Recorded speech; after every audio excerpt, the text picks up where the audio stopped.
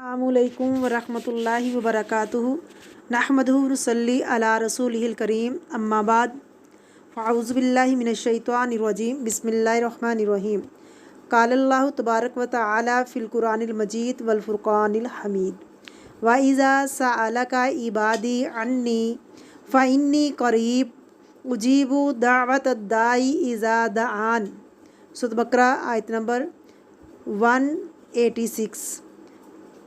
جب سوال کریں تم سے اے نبی محمد صلی اللہ علیہ وسلم میرے بندے میرے متعلق تو یقیناً قریب ہوں، قبول کرتا ہوں دعا کرنے والے کی دعا کو جب وہ مجھ سے دعا کرتا ہے۔ بس انسان کا عقیدہ یہ ہونا چاہیے کہ اللہ تعالیٰ کے سوا کوئی دعا کو سننے والا نہیں۔